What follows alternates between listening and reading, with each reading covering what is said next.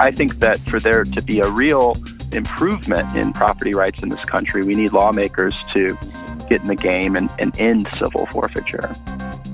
This really was an important and historic decision, and one of those cases that, make me very happy and proud that I cover the Supreme Court.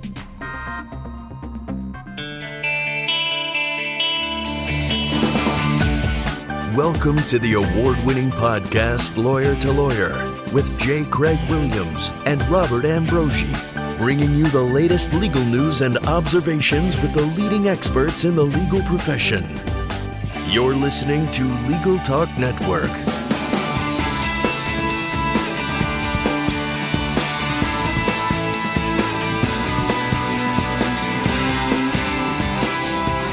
Welcome to Lawyer on the Legal Talk Network. I'm Craig Williams, coming to you from sunny Southern California. I write a legal blog named May It Please the Court and have 2 books out called How to Get Sued and The Sled. And before we introduce today's topic, we'd like to thank our sponsor, Clio. Clio's cloud-based practice management software makes it easy to manage your law firm from intake to invoice. You can try it for free at Clio.com. That's CLIO.com. Back in 2013, Tyson Timbs' $42,000 Land Rover was seized by the police after he was arrested and charged with selling only $400 worth of heroin. After Timbs and his attorneys filed suit, his case went from the Indiana State Court all the way to the Supreme Court of the United States. And in a unanimous Supreme Court ruling called Timbs versus Indiana, now requires cities and states, not just the federal government, to abide by the Eighth Amendment's excessive fines clause, preventing law enforcement from imposing excessive fines in seizure cases, setting up a historical precedent. So today on Lawyer to Lawyer, we're going to take a look at the Supreme Court ruling in Timbs versus Indiana. We'll discuss the case, the ruling, and the impact on future cases. And to do that, we've got a great lineup of guests today. Here to discuss today's topic is Wesley Hottot, a senior attorney for the Institute of Justice. He won the landmark case of Timbs versus Indiana in the Supreme Court that established that the state and local authorities must comply with the excessive fines clause of the Eighth Amendment when they attempt to forfeit property. Welcome to the show, Wesley. Thanks for having me. And our next guest is Tony Mauro, the Supreme Court correspondent for the National Law Journal and Law.com. Tony's covered the Supreme Court for 39 years, first for Gannett News Service and USA Today, and then since the turn of the century for Legal Times, the National Law Journal, and now the Supreme Court Brief, a subscription newsletter about the court. Welcome back to the show, Tony. Thanks. Good to be with you. Well, Wesley, it seems only right, since you were the attorney, that you straighten out my little shorthand introduction of the case and kind of give us a background of what happened and give us a little bit of guidance about what happened in your case today. Well, you're right that in 2013, when Tyson Timbs was caught up in a drug deal involving undercover officers, that in addition to, quite righteously prosecuting him for selling a small amount of heroin, the police also seized his $42,000 Land Rover, which at the time was practically brand new. Indiana, unique among all 50 states, allows private attorneys working on contingency to then represent the state in civil forfeiture actions. These, of course, are actions against property, not people, but they're connected to crimes. And the prosecutor in this case attempted to take the vehicle. The trial judge in rural Grant County, Indiana, said you can't do that. That violates the Eighth Amendment's excessive fines clause. The Intermediate Court of Appeals in Indiana agreed. And then the Indiana Supreme Court held that the Eighth Amendment's excessive fines clause does not apply in state or local proceedings because the U.S. Supreme Court had never clearly held that it does. We took over the case at that point to petition for cert. We got cert last June, argued the case last November, and then on February 20th, we got a unanimous ruling from the U.S. Supreme Court saying, no, that's incorrect. The Eighth Amendment's excessive fines clause does apply in state and local proceedings. So we've now been remanded back to the Indiana Supreme Court. Tony, how do we look at this case? I mean, throughout the appellate court, the local court, it was only the Indiana Supreme Court that couldn't understand that the Bill of Rights applies to the states. Was it a provincial ruling, or what was their basis for doing that? Well, I think it's a very important ruling, not just related to Indiana, in the sense that, as you know, that not all of the parts of the Bill of Rights have been incorporated or applied to the states and local governments. And this was one of the clauses of the Bill of Rights that had not been applied, or it had been applied in many states, but the Supreme Court hadn't really finalized and adopted that view. So this was a case where the Supreme Court fixed that problem. And I recall during the oral argument, which Wesley will, of course, recall, Justice Gorsuch said, "Here we are in 2018 still litigating incorporation of the Bill of Rights. Really?" He said, "Come on, General." He was talking to the Indiana Solicitor General, who was arguing against incorporation of the ban on excessive fines. So anyway, I think it's quite a historic decision. I think in my 39 years, I can't recall another case, well, there probably has been one or two, but where a part of the Federal Bill of Rights expanded its scope to state and local governments as well. Wesley, there was a lot of discussion about policing for profit. What was the argument in that area? Well, as many of your listeners may know, civil forfeiture is a kind of legal fiction that allows the government to proceed against property in civil court when that property is alleged to have some connection to a crime.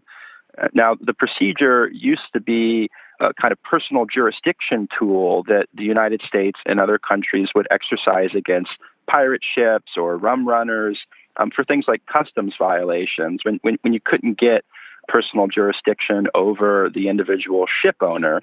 But, beginning about in the mid-'80s with the explosion in the war on drugs, this tool has been turned on everyday Americans. Some of them aren't convicted of crimes. Some of them aren't even charged with crimes.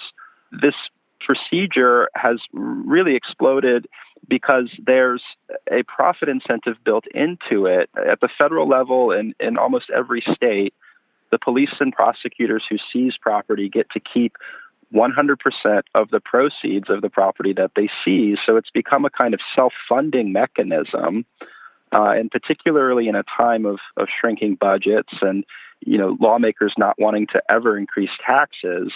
Increasingly, you have law enforcement kind of living off the land out there. And although Tyson was guilty of a crime, he pled guilty and did everything that was asked of him to try to reintegrate into society, he suffered the secondary punishment of civil forfeiture. And I've had clients at the Institute for Justice who did absolutely nothing wrong and found themselves caught up in this process. And of course, because it's civil, you're not entitled to a lawyer, you're not entitled to a speedy trial, and it may take months or even years before you have an opportunity to go before a judge and argue that your property was wrongfully taken. So when we talk about policing for profit, what we're talking about is this explosion in civil forfeiture where lawmakers have built an incentive into the system for police and prosecutors to take property from people. How does this situation happen when the police recover property, say, on a boat that's on its way into the beach, but there's nobody aboard the boat, and they pursue the property and go after it? What happens in those situations when an owner later comes forward? Isn't that essentially saying that's my property and I've committed the crime? Is there any kind of protection for that? Yes. There are admiralty procedures that we still use today for civil forfeiture actions, even those on land. There are abandoned property procedures that make this easy when the government finds, a car that no one claims or a ship that's just adrift on the high seas. But under something called the Civil Asset Forfeiture Reform Act of 2000, at the federal level, innocent owners enjoy an opportunity to come in and object to a forfeiture action. Now, again, because this is not a criminal proceeding, the burden is on that person to prove their own innocence by a preponderance of the evidence. And for many people, that means that they've got to hire an attorney, they've got to go through the difficult process of litigation. And for that to be worth it, the property has got to be extremely valuable. Many of these seizures and forfeitures involve small dollar amounts of currency, less than $5,000. Or if you even take Tyson's case involving a $42,000 vehicle, if he didn't have pro bono attorneys, it would make no economic sense to pursue recovery of that vehicle. I assure you, we spent many times over that in attorney time alone, taking this case to the Supreme Court. I mean, he's fortunate that he is represented by the pro bono attorneys at the Institute for Justice, but many people don't contest forfeitures because it's simply not worth it. Tony, there were some unusual strategies employed here. Can you tell us about those? Well, this was kind of a signature strategy of the Institute for Justice, which kind of invented the notion of surrounding a Supreme Court case with a public campaign, rallying the public to take a side in this litigation. At first, when the Institute of Justice first started this 10, 15 years ago, it was seen as kind of unseemly that the court, you shouldn't be lobbying the court in that sense. And it's really not lobbying, but it's sort of creating some momentum. They did that with the Kelo case involving eminent domain. They had a campaign against eminent domain abuse and got the whole nation kind of involved in this case, and to great success. And again, in this case, the excessive fines case that we're talking about, the Institute for Justice had started a kind of a campaign about that issue, that the police were improperly confiscating the property of people who hadn't really necessarily done anything wrong. And I think that gave momentum to the case as it went to the Supreme Court. And I think it was extremely successful. It's something that not everybody does, but the Institute for Justice does it really well. Tell us about that, Wesley. Well, IJ's been around for 25 years now, and Tony's right that we litigate our cases in court and in the court of public opinion, and unseemly or not, I mean it's a strategy that increasingly has been adopted by private lawyers that are trying to get cases granted by the high court, and for good reason. We need the public to be more educated about what goes on in the legal system, particularly about issues like civil forfeiture, which frankly, people don't know about, even the people that are educated in the law. People don't know about really until it happens to them or it happens to one of their clients. I mean, I face incredulity all the time when I tell people that your property can be taken from you without you even being charged with a crime, let alone convicted of one. I think it's essential that the public know about this practice and other obscure legal practices, and that judges know that the public cares about these things, because they're, for better or worse, there tends to be a kind of silo effect between the judiciary and prosecutors, many members of the judiciary, predominantly being former prosecutors. And it's not going to be until the general public and lawmakers really shine a light on these issues that we start to see movement, even in areas that the judiciary controls entirely, like constitutional rights. Well, gentlemen, thank you very much. But before we move on to our next segment, we're going to take a quick break to hear a message from our sponsor. We'll be right back. Imagine what you could do with an extra 8 hours per week. That's how much time legal professionals save with Clio, the world's leading practice management software. With intuitive time tracking, billing, and matter management, Clio streamlines everything you do to run your practice, from intake to invoice. Try Clio for free and get a 10% discount for your first 6 months when you sign up at their website, Clio.com, that's CLIO.com, with the code L2L10, that's L2L, the number 10. And welcome back to Lawyer. I'm Craig Williams. We are joined by Wesley Hottot, senior attorney for the Institute for Justice, and Tony Mauro, Supreme Court correspondent for the National Law Journal and Law.com. We've been talking about the Supreme Court ruling in Timbs versus Indiana regarding civil forfeiture. Tony, there's been an argument presented in this case that there may be a difference between a fine and a forfeiture, or some issue about whether a fine includes a forfeiture. What is the background behind that? Well, to be honest, I'm not quite sure of that. I don't recall that from the briefs I read, but I probably missed something, so I might defer to Wesley on that point. Well, I'm happy to address it. Yeah, Indiana faced an uphill battle in making the argument that the excessive fines clause isn't incorporated. Tony referred to Justice Gorsuch's kind of disbelief that they were even arguing that. And I know the Solicitor General for Indiana, Tom Fisher. He's a good lawyer. And so, given a dog of a case, they made the best of it that they could. And so what they tried to argue was that while the excessive fines clause may apply in state and local proceedings, the excessive fines clause should not apply to forfeitures.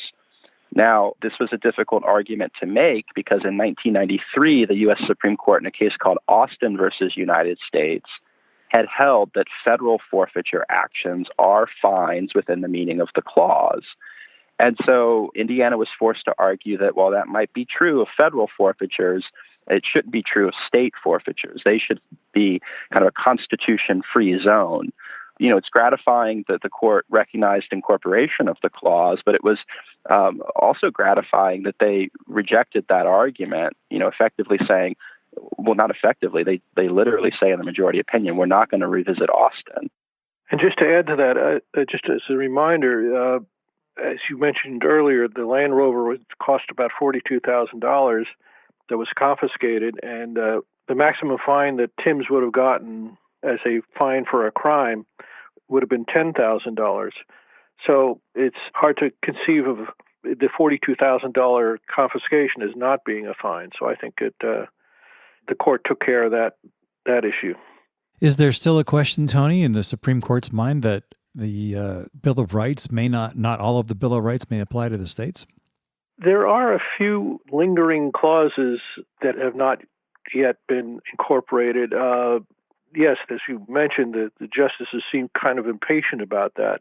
That it's time to get that over with and get everything that's in the Bill of Rights to apply to state governments. So I think there will be cases coming along. The court can't just reach out and make that decision. They have to have a case before them that poses that issue. And there's a case coming up, I believe, about whether non-unanimous jury trials are acceptable, or whether the right to have a unanimous jury verdict can be incorporated into state and local government as well. And there are a handful of other provisions of the Bill of Rights that could still be incorporated. Yeah, that's right. Tony's absolutely right that question of whether the Sixth Amendment right to have a unanimous jury verdict against you if you're going to be convicted of a crime is up next term in a case called Ramos versus Louisiana. Oregon is the only remaining state that allows a jury of 12 people to convict you by 10 votes for conviction, even if there are 2 votes for acquittal.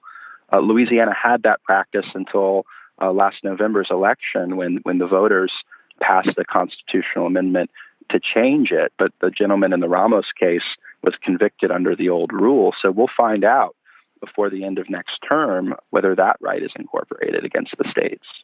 Is this ruling retroactive? I mean, there have been an awful lot of forfeitures that we've read about. Can people now go back to the government and say, hey, give me my money, my things back?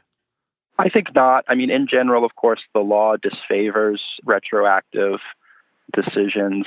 The situation here is conceptually, this right was incorporated in 1868 when the 14th Amendment was passed. And as Tony mentioned earlier, the vast majority of states have recognized that the excessive fines clause applies to them. Indiana was one of just 4 states that had questioned that. And so, that being the sort of conceptual framework that the court understands incorporation under, it was incumbent on litigants to raise the excessive fines defense in the past. And if they didn't do that or, didn't press it to the full extent, then, the law can be a real harsh mistress about those kinds of failures. Tony, Justice Thomas issued an opinion, a concurring opinion in this case that, frankly, I'm kind of at a loss to understand why. But can you tell us about his concurrence? Yes. Justice Thomas, in many ways likes to upset the apple cart and tries to plant seeds for future cases to have the court look at long-standing doctrines differently. And in this case, he objected to the fact that the incorporation of the Bill of Rights is justified through the Due Process Clause of the 14th Amendment. And that's been accepted for a very, very long time. But Justice Thomas says, excessive fines and many other provisions of the Constitution, of the Bill of Rights, have nothing to do with process or due process. So he would rather have this incorporation process take place through the privileges or immunities clause. And he and a number of scholars think that that's the more legitimate way of incorporating parts of the Bill of Rights to the states. It's controversial because the Supreme Court, a long time ago, kind of narrowly interpreted the Privileges and Immunities Clause, and nobody's really touched it ever since. But that's the kind of thing that Justice Thomas likes to stir up as sort of a thought challenge for future cases and future justices. Well, and he may have a friend now in Justice Gorsuch, who, in doing his own concurrence, said, Justice Thomas may be right about the textually and historically correct basis for incorporation being the Privileges or Immunities Clause, but it doesn't really matter in this case because this right, Justice Gorsuch said, is so clearly incorporated under the Due Process Clause as well. Wesley, how did Tyson Timbs react to this? And obviously he's only been remanded, so does he have his vehicle back yet? Has he got more litigation in front of him to get it back? He does have more litigation in front of him. Our first move after getting the win was to ask the state of Indiana just to return the vehicle. I mean, this is a 2012 Land Rover that's been sitting exposed to the elements on a lot for nearly 6 years. It's practically worthless. But the state would like to continue to litigate over it to, they say, try to establish what the correct standard for judging excessiveness is. And if they want to dance, we can dance. You asked about Tyson's reaction. I mean, he was overjoyed. If you asked him, he would say, I wrote off this vehicle a long time ago. I want it back, but that's not really the issue for him. I've heard him say time and again in interviews that the issue for him is one of principle. He thinks that people who commit crimes are not hopeless, that, they need to be given a realistic opportunity to rehabilitate themselves and reintegrate into society, and that taking away their vehicles, their cash, even their homes, just makes all of that more difficult. I mean, Tyson has a litany of obligations to the government, which he faithfully tries to fulfill, including going to substance abuse counseling. He's been doing volunteer work on behalf of other opioid addicts, and he's got to hold down a job. All of those things become really difficult, if not impossible, in a place like rural Indiana if you don't have a car. Well, Wesley and Tony, it's time for us to wrap up and get your final thoughts as well as your contact information. And Tony, I'd like to throw it over to you first. Can you give us a little bit of a conclusion wrap up for this along with your contact information? Well, just to reiterate that this really was an important and historic decision, and in one of those cases that make me very happy and proud that I cover the Supreme Court because of that kind of a case that goes back, as Justice Ginsburg put it, the excessive fines clause has history going back to the Magna Carta, and so now there's a new development in that long history. And as far as where I can be found online, I'm at the National Law Journal. It's www.law.com/National Law Journal. And you'll find my stories there most of the time. Great. Thank you very much, Tony. And Wesley, I'd like to turn it over to you next. And I'm kind of interested to find out what's on your radar. What is the Institute for Justice's next big campaign? Well, we're continuing our initiative to end civil forfeiture because while a case like this is an important benchmark, all it does is put a judicial protection in at the end of the civil forfeiture process, where a judge can say, look, based on all of the circumstances, I think that this particular forfeiture is excessive, but nothing about our argument prevents the government from seeking serious fines for serious crimes or for continuing, in fact, to take people's property without even charging them with a crime. And so for the long term, what we need is for lawmakers to get in the game here. And as lawmakers have done in states like New Mexico, North Carolina, and California recently abolished civil forfeiture. No American should lose their property without being convicted of a crime. There's no real need for this procedure to be turned on everyday Americans, if you will, common criminals, as opposed to pirate ships and things like that. And I think that for there to be a real improvement in property rights in this country, we need lawmakers to get in the game and end civil forfeiture. And if folks want to reach me, our website is www.ij.org. You can find my contact information there. We also have a website for our civil forfeiture initiative called endforfeiture.com. Great. Well, thank you very much. We'd like to thank both of our guests today for being on the show, talking about the Timbs versus Indiana ruling. Wesley Hottot, the senior attorney for the Institute for Justice, and Tony Mauro, Supreme Court correspondent for the National Law Journal and law.com. Well, that brings us to the end of our program. If you like what you heard today, please rate us on Apple Podcasts. You can also visit us at LegalTalkNetwork.com, where you can leave a comment on today's show and sign up for our newsletter.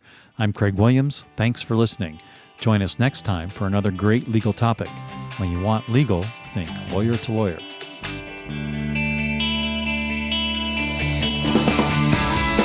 Thanks for listening to Lawyer, produced by the broadcast professionals at Legal Talk Network. Join J. Craig Williams and Robert Ambrogi for their next podcast covering the latest legal topic. Subscribe to the RSS feed on LegalTalkNetwork.com or in iTunes. The views expressed by the participants of this program are their own and do not represent the views of, nor are they endorsed by, Legal Talk Network, its officers, directors, employees, agents, representatives, shareholders, and subsidiaries. None of the content should be considered legal advice. As always, consult a lawyer.